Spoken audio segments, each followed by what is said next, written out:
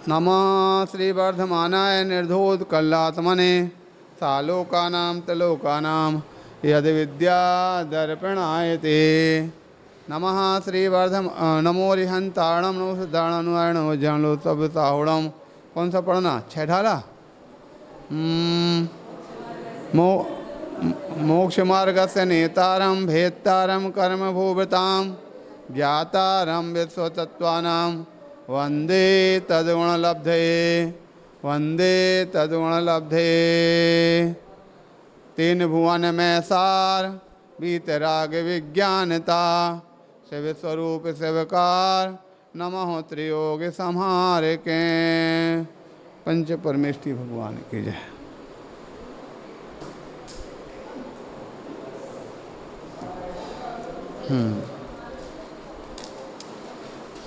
इस प्रकार से ग्रंथ छह ढाला में पंडित दौलत राम जी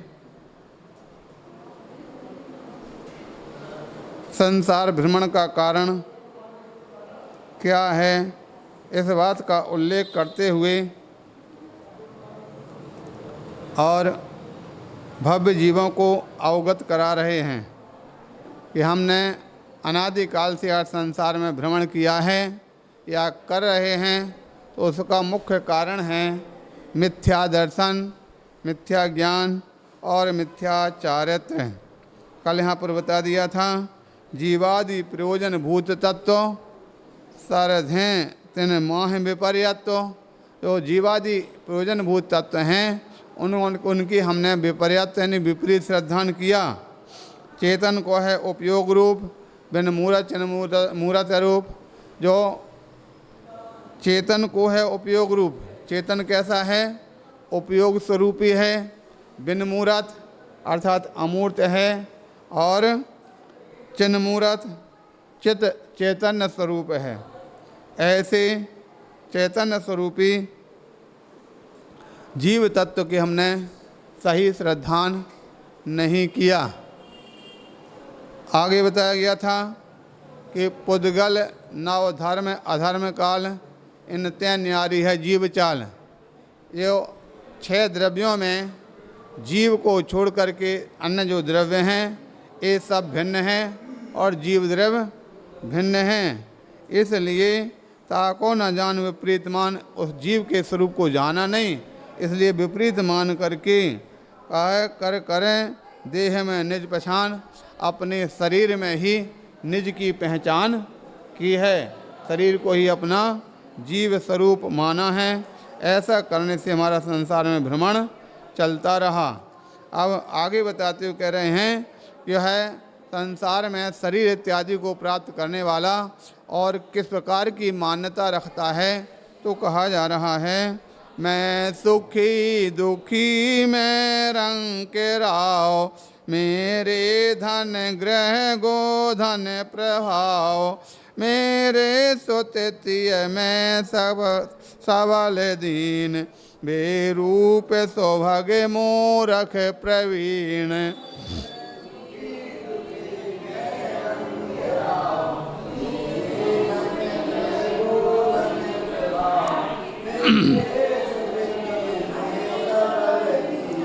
सरल अब सरल छठाला में भी कहा जा रहा अरे सुतिय मेरे गोधन गृहधन सौभाग्य मूर्ख हूँ सबल प्रभाव, सुखी दुखी बेरूप दीन में वाहन मेरे रंग में राव। अर्थात यहाँ कहा जा रहा वे कहते हैं मैं सुखी मैं दुखी। कभी इच्छित पदार्थ मिल जाते हैं तो अपने आप को सुखी मान लेता है, और जब इच्छित पदार्थ नहीं मिलते हैं अथवा जो अपने इच्छाओं से विपरीत पदार्थ प्राप्त होते हैं तो अपने आप को दुखी मानता है। मैं रंक मैं राव, रंक यानी मैं गरीब हूँ और राव यानी मैं राजा हूँ इत्यादि अपने संपूर्ण बाह्य वस्तुओं को प्राप्त करके और अपने आप को ऐसा मानता रहता है। मेरे धन ग्रह गोधन प्रभाव, मेरा यह धन है। धन का मतलब दो अर्थ में लगाया जाता है।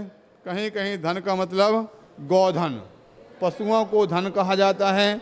कहीं धन का मतलब रुपया पैसा सोना चांदी को भी धन कहा जाता है। तो मेरा ये धन है, मेरा ये गृह मकान इत्यादि है, ज़मीन इत्यादि है। और गोधन, मेरा एक गोधन यानी गाय पशु इत्यादि है। प्रभाव, मेरा इतने लोगों के ऊपर अच्छा प्रभाव बना हुआ है। मेरे सुत ये मेरे पुत्र हैं, ये मेरी तिय यानी स्त्री त्रिया है। मैं सबल अर्थात मैं शक्तिशाली हूँ, और दीन मैं कमज़ोर हूँ इत्यादि। बेरूप मैं सुंदर नहीं हूँ, अथवा सुभग मैं अधिक सुंदर हूँ। मूर्ख मैं अज्ञानी हूँ, और प्रवीण अर्थात मैं हर बात में हर क्रियाओं में कुशल ज्ञानी हूँ। इस प्रकार से जो आपकी वर्तमान की भाषा में एक्टिव अर्थात मैं बहुत अच्छा हर चीज़ में कुशल हूँ इत्यादि विभिन्न प्रकार की जो मान्यताएं हैं, ये मान्यताएं सब जीव की अज्ञानता के कारण से होती हैं। अज्ञान दशा में ही इस प्रकार की सारी स्थितियाँ हुआ करती हैं, ऐसा जानना चाहिए। और भी एक श्लोक के काव्य के माध्यम से पढ़ते हैं। कहा जाता है, तन उपजत अपनी उपजे जान, तन न सत आप को नास मान। रागादि प्रगट ये दुख देन, तेन ही को सेवत गिनत चैन।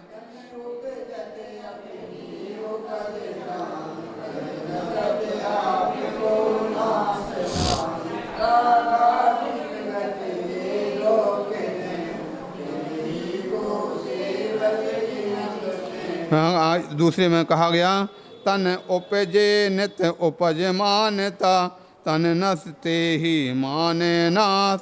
दुखदायक रागादि प्रकट हैं, सेवै सुख की रख के आस।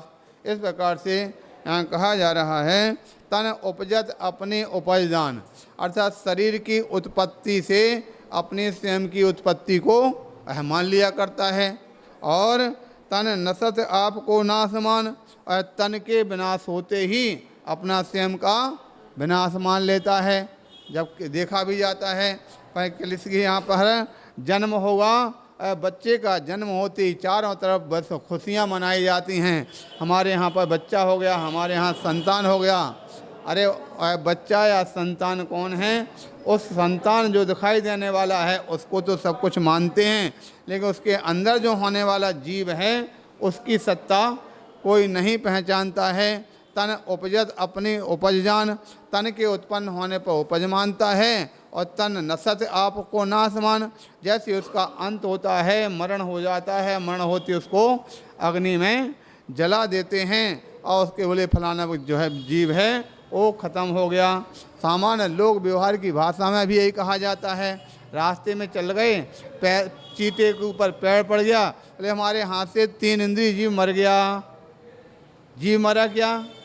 जीव नहीं, मरने वाला तो शरीर का संवेद विच्छेद हो जाता है। जन्म और मरण जीव तो अजर अमर होता है। आगे बताते हैं, राग आदि प्रकट ये दुख देन, जो राग आदि जो प्रकट में दुख देने वाले हैं, ठीक है, तिन ही को सेवत, राग से सभी चीज़ ग्रहण हो जाएंगी। राग द्वेष मोह कसाय सारी चीज़ें उसके अंदर ग्रहण हो जाती हैं। सभी कैसे हैं? दुख देने वाले हैं।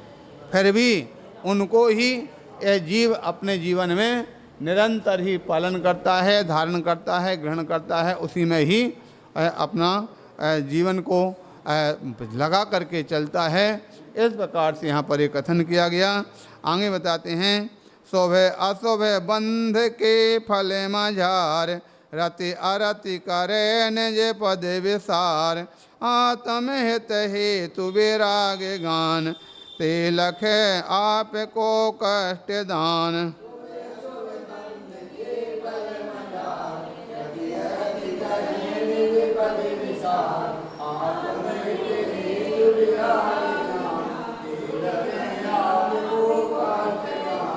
हर ग्रंथ में कहा गया, अरे बंध शोभा शोभ का फल रतिया, अरति करे निज पद को भूल, बीत राग विज्ञान आत्महित हेतु कष्टमय जाने मूल। इस प्रकार से यहाँ कहा जा रहा, शुभ अशुभ बंध के फल मझार।